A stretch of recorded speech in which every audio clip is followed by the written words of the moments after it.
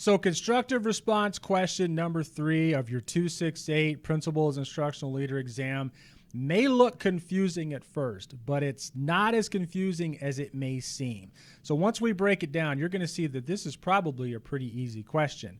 A teacher is going to come to you with a teacher-made lesson plan that they've got for some reteaching. It's going to be your job to help support them, look at the data with them, and help ask some probing questions to make this a better lesson. So let's break down constructive response question number 3.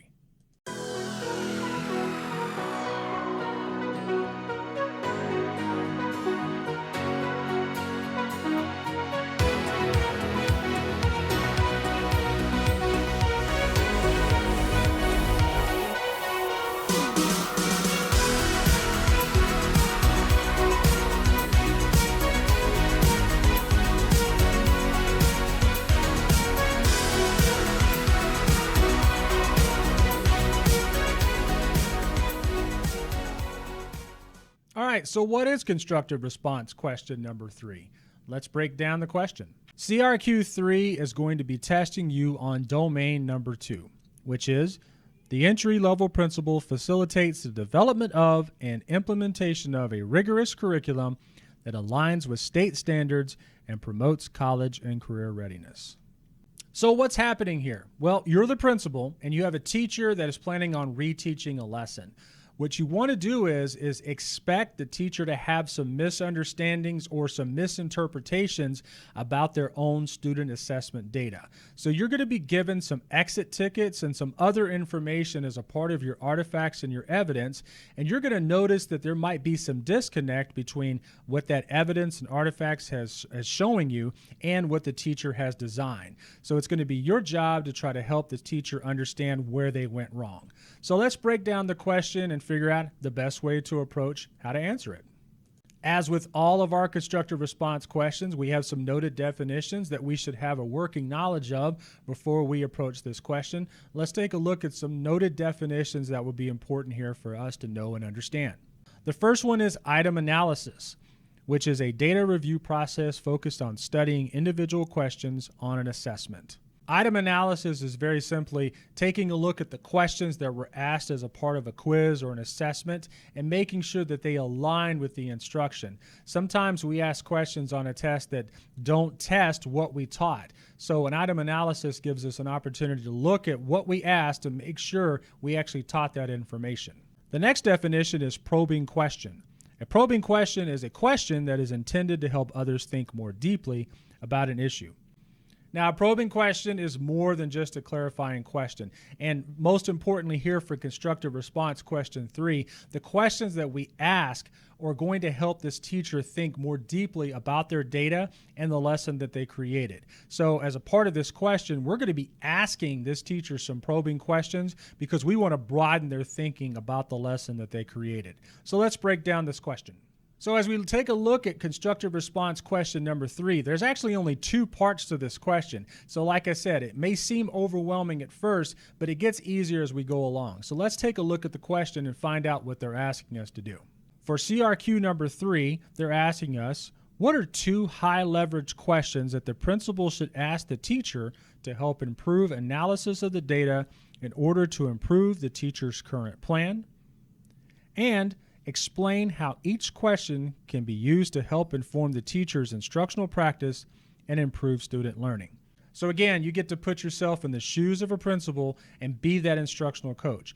But after you've looked at all of this data and all of this information and all the artifacts that you're given, you're going to be providing some advice and support to this teacher in the form of probing questions. Let's break down both parts of this question to figure out the best way to approach answering it in our narrative. Okay, so let's take a look at the first part of CRQ number 3. What are 2 high leverage questions that the principal should ask the teacher to help improve analysis of the data in order to improve the teacher's current plan? So this is your chance to ask those high-level probing questions. Remember, we want the teacher to think deeply about the lesson they created and think deeply about their own lessons. So you want them to broaden their thinking. but the questions you ask should tie back to the evidence and the artifacts that you were given. So this question actually has a specific formula for you that I want to suggest. So let's break that down. Okay, to answer part 1 of CRQ number 3, I think there's a specific formula that you can use and keep in the back of your mind in order to approach this question. So let's take a look at that formula. So remember, you're being asked to ask this teacher 2 high leverage questions to help them think more broadly and deeply about their lesson and their data. So the breakdown for part 1 is quite simply ask your high level question and then provide 2 pieces of evidence from the artifacts that you're given to support that question. And then you're going to explain why. And then you're going to do it all again.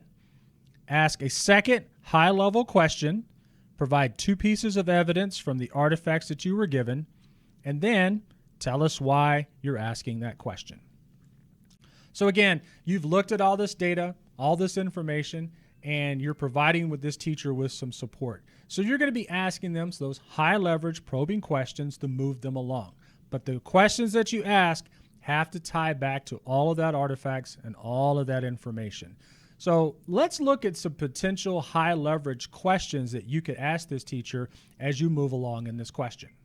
Okay, so it may seem a little awkward for you to ask probing questions of a teacher to try to get them to think more deeply about their instruction.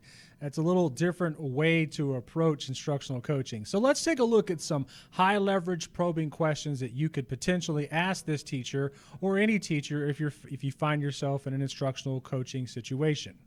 So some examples of high leverage probing questions that you could ask for this narrative in CRQ3 could include, how do you use the data for question number 1 to determine the content students didn't understand and use that to inform your plan? How well do you think students demonstrated the ability to use textual evidence to support their claim? And how could you improve your plan to address this area of need? Why do you think that few students chose the correct option in the first exit ticket question? And what is your rationale for reteaching the lesson to the whole class? So you can see from these probing questions, you're getting the teacher to think deeply about the assessment, the lesson, why they made the decisions that they made, and so on. Again, you're getting the teacher to think deeply. You're probing them into thinking about why they made the decisions they made, the choices they made related to the assessment, the lesson, the standards, and more importantly, the artifacts and evidence that you were provided. Remember, your questions have to tie back to that evidence and those artifacts. So let's take a look at part 2 of CRQ number 3 and find out what they're asking us to do here. Explain how each question can be used to help inform the teacher's instructional practice and improve student learning. So that's it. Just like I showed you in the formula, once you ask the probing question and have 2 pieces of evidence to support why you're asking that question, you need to explain why. So let's break down how we're going to do that. All right, so in your explanation, you're going to tie the evidence with your reason, with your justification, with the rationale. So you're asking these questions because, remember, the teacher is going to misunderstand here. They're going to misinterpret the data. There's going to be something wrong, and that's going to be obvious to you. So when you ask your probing question, provide those 2 pieces of evidence, you're just going to simply explain why you're asking the question, but tie it back to the evidence. Again, always tie everything back to the evidence. And just like with our other constructive response questions, you want to be specific. Refer directly back to the item numbers, exit ticket number 3, or student assessment number 4, or item number 5, whatever it is. Be specific in your narrative, tying everything back to the evidence. So some things to remember here. Remember, you are trying to help this teacher. They misunderstood something. Maybe they misinterpreted some data. So whatever their reteach plan is, and the disconnect that is made, you're trying to help them understand where mistakes that they made. So you want them to reflect here. The probing questions should be designed to help them reflect about their practice. And when you're writing your narrative, it's okay to ask more questions. It's okay to get them to reflect about what's happening and where they misunderstood things. Let's take a look at some potential reflecting questions that you could ask related to CRQ number 3. So some potential reflection questions could be, Why do you think so few students were able to respond to exit ticket question 2 correctly? Which concepts appear to be most confusing to students, and how does your plan address that challenge? How do the responses to the open-ended questions inform your plan? Why do you think students perform better on the exit ticket questions? So again, don't stress too much about this. It's a very simple formula. And they did on the questions. One great question, 2 pieces of evidence, and a rationale for why you picked it, and then repeat the formula. One great question, 2 pieces of evidence, and a rationale. And in your rationale, you can include some of those reflecting questions. Remember, you're the instructional coach. You're the principal. Coach the teacher to improvement. Something went wrong, they misunderstood the information, and you're trying to probe them to be reflective in their practice. All right? Good luck on CRQ number 3. I know you're going to do great. We'll see you for constructive response question number 4 breakdown.